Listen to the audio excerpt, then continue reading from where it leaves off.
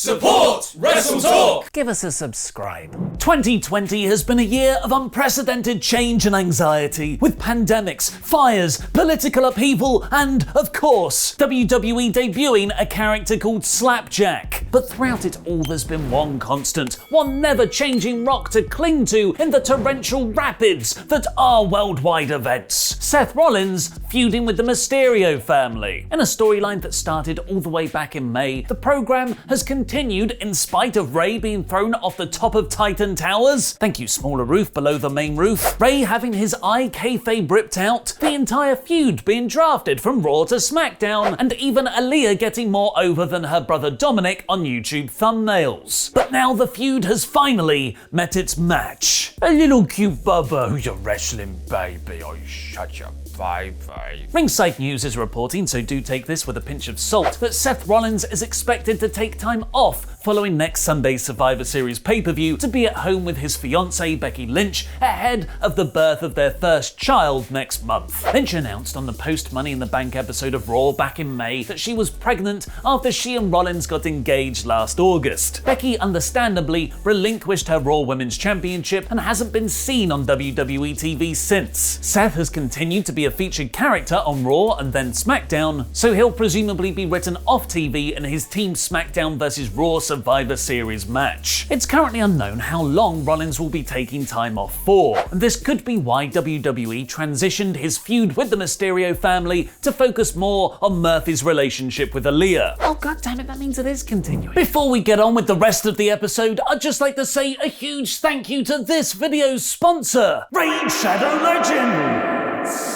With endless artifacts, billions of different team combinations, and 500 champions to collect, upgrade, and battle, Raid quenches my bloodthirst in a way I haven't felt since Pokemon Red and Green. So I'm going to do the Raid rap. Champ Fort, Sethala, Cillian the Lucky, Huntsman, Yannicka, Ethos, Bellinor, Growhawk, Witcharm, Teela, Gourmet, Tundra, Mountain King, Tankard, Torment. Catch 'em, gotta catch 'em all. Raid Shadow Legend!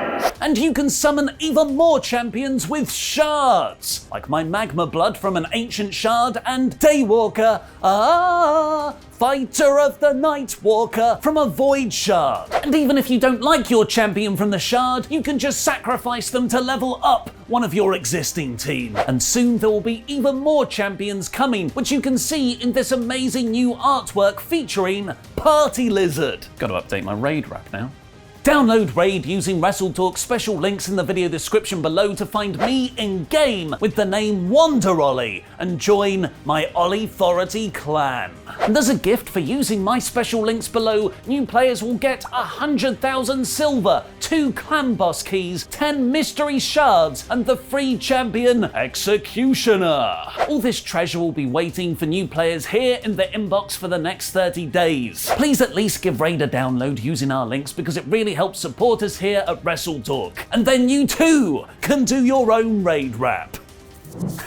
This rapping stuff is pretty hip. I'm gonna try another one. Undertaker Rikishi, Savio Vega, Godfather Midian, Yokozuna, Henry Godwin, Brian Adams, Rikishi, Mr. Fuji Paul Bearer. Playing dominoes, Bone Street Crew. As if 3 decades of kayfabe deadman character lore isn't enough, The Undertaker has a fascinating backstage history in WWE too. Chief amongst these is his real-life locker room group of traveling buddies, the Bone Street Crew. Which sounds like a really threatening name until you realize it's about how they all really like to play dominoes. BSK, the group's initials that you can see tattooed onto the Taker tummy, was rumored to be set up as a sort of anti-clique in the 90s to uphold the traditions of wrestling etiquette and saw Undertaker effectively become the WWE locker room's tribal chief long before Roman Reigns made that his yard. And according to both PW Insider and Wrestling Inc., several of the Bone Street Crew will be at Survivor Series to celebrate the 30th anniversary of the Dead Man's debut, which is being promoted as The Undertaker saying farewell to WWE. Although fool me once, WWE, and you've fooled me about 9 times by now. PW Insider write Kane, The Godfather, and Savio Vega are all slated to be in attendance at the event. Vega then added in an interview with Wrestling Inc., some of the BSK members are going to be there and we'll see what happens. Name dropping Fatu, Rikishi, you got Papa Shango, The Godfather, you got Taker, and you got the Godwins. But according to The Undertaker himself in an interview with the New York Post, this really is the end for him. I realized I have taken every physical gift, tool that I have and have used it up. There's no water left in the sponge, if I can use that analogy. I've wrung everything I could get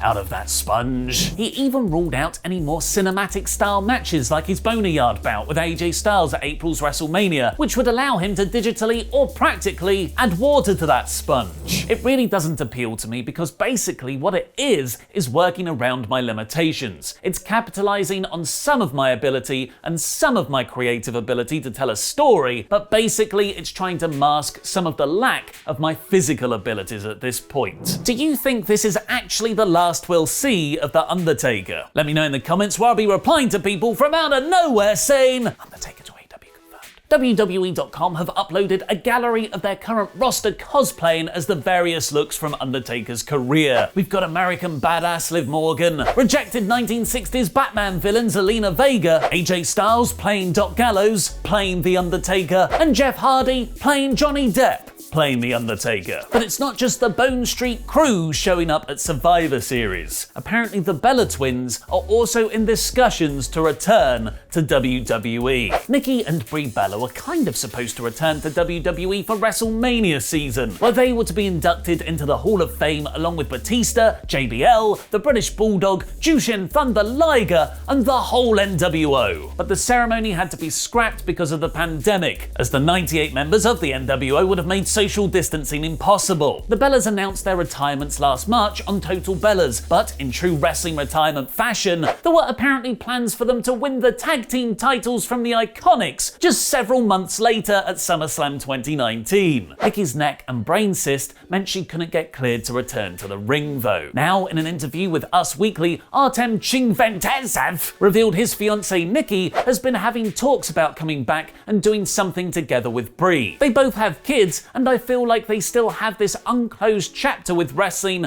I would not be surprised. Maybe it's something that could happen with their Hall of Fame inductions at next year's WrestleMania, which reportedly could be slightly postponed. WrestleMania 37 is currently set to take place in March 2021, but according to the very reliable WrestleVotes, there has been internal discussions about moving the scheduled date of WrestleMania from the 28th of March to the 11th or even 18th of April. The goal remains to have fans in attendance for the event. The thought process of moving back the show a few weeks only helps that out. WrestleMania 37 was originally meant to take place at the SoFi Stadium just outside LA, but the Wrestling Observer newsletter has reported that venue has been pushed back a year for 2022's Mania 38. WrestleMania 37 will instead take place in the Raymond James Stadium in Tampa, Florida, which was the original venue for this year's WrestleMania 36, which ended up being a two-night event from the Performance Center because of the pandemic, which hopefully means pirate themes are back. Arr!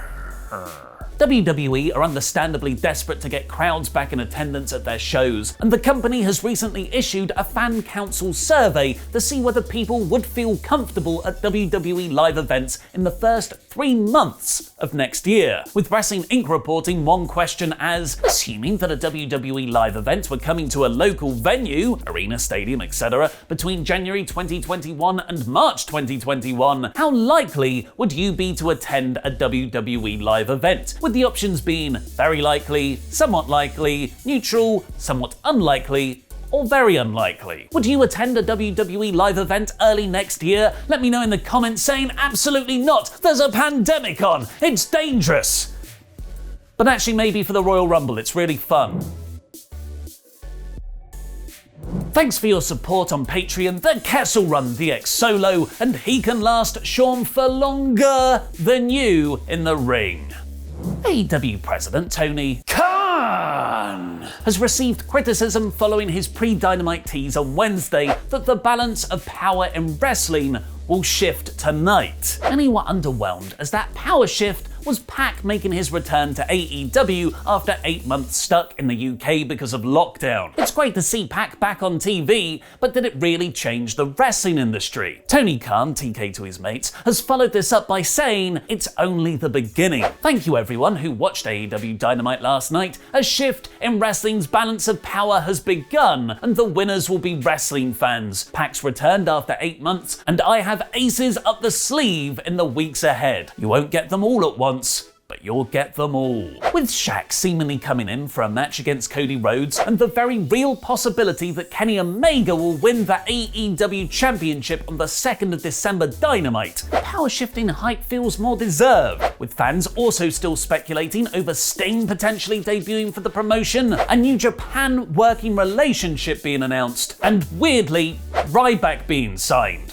I don't know why people think that's happening. On top of that, Bodyslam.net is reporting the current plan is for Pac to reunite Death Triangle with Pentagon Jr. and Rey Fenix, the feud with Eddie Kingston, The Butcher and The Blade, and AEW announced they've signed Jade Cargill to a multi-year deal. Interestingly, Cody spoke about AEW's different contract tiers on the AEW Unrestricted podcast. Agreed to appear is tier 0, meaning you will get a bonus, and Tony is super generous. If you ask some of these extras what they're making down there, my dad would have lost it. Tier 0 is a signing bonus and exclusivity to us in terms of we get a first option on you and we can guarantee you X amount of dates. The exclusivity is case by case. The goal is you don't want to pay someone who has agreed to appear and keep giving them their weekly versus tier 1, which is our base contract agreement. We have tier 1, 2, 3, 4, and Tier Jericho. The Tier of Jericho. Cash it in, man. There's also, of course, Tier Bias, which is all the money paid to us here at WrestleTalk and Dave Meltzer for genuinely liking AEW. But Tony Khan has no love for Space Force One on Reddit, who claims to have leaked segments for next week's show. Space Force One posted a spoiler revealing AEW filmed a new Britt Baker talk show segment called The Waiting Room. The account has previously leaked the Stadium Stampede result, Fyter Fest 2 spoilers, and Eric Bischoff's surprise debut. And it's led to Tony Khan actually addressing the leak. Don't believe everything you read on Reddit. That was taped for dark. Visit WrestleTalk.com for loads more wrestling stories like Jon Moxley ripping an AEW star to shreds backstage following a dangerous botch, the AEW vs NXT ratings, and Quizzlemania champion Tempest's list of 10 Undertaker matches you must see. And also find out about John Cena's backstage heat with a former WWE star by clicking the video on the right, and which fired wrestler might be returning to WWE. Click the video below that to learn more. Also, go subscribe to Parts Unknown because the brand new episode of Laurie Blake's Wrestling Explained is out tomorrow, which you can watch on the PFK Patreon right now. And also, download Raid to do your own Raid rap. I've been Mr. Davis. Raid that Raid!